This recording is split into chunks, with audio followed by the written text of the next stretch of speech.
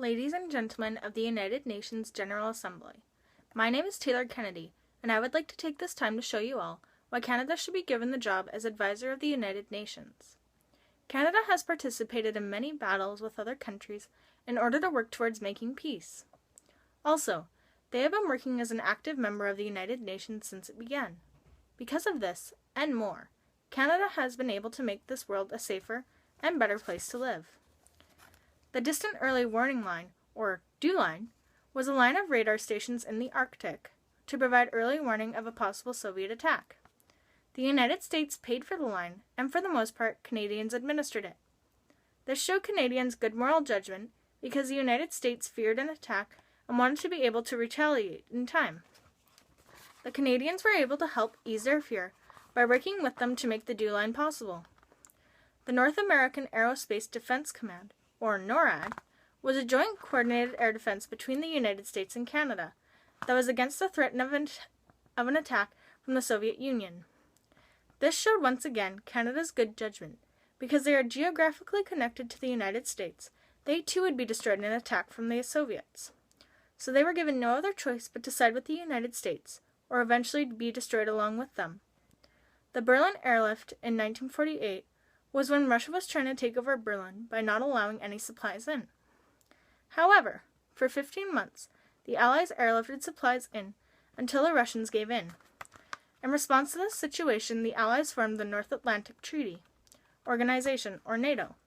This was a defensive alliance which was formed in case of an attack on any member, especially one by a member of the Warsaw Pact. This showed Canada's willingness to cooperate with other countries and their quick thinking in response to future conflict. Canada has been a huge part of the United Nations since its creation in October of 1945. Canada had been able to play a huge part in drafting the charter that all members of the United Nations signed. In being a part of this, Canada was able to show that they as a country wanted to work towards creating peace with other countries. Canada has been a very strong supporter of the United Nations since its creation. Canada has been very involved in almost every United Nations operation since they started in 1956. They have done things such as aided refugees from war or natural disasters and built schools, roads, and dams in various countries, showing how willing they are to cooperate with and help out countries who are in need. During the Battle of Britain, Canadians served in the British Air Force, which allowed them to win over Germany, who was trying to take them over. This showed that Canadians were willing to cooperate with Britain in order to defeat Germany and work towards peace. In 1945, Canadians led the liberation of the Netherlands. It took another month of fighting in order to drive the Germans out of the Netherlands, and on April 28, 1945, the Allies were able to negotiate a treaty with Germany, which allowed them to bring supplies to the Dutch.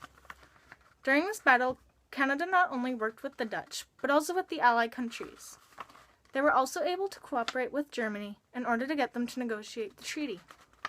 They helped the Dutch when they needed it and were able to help save many lives.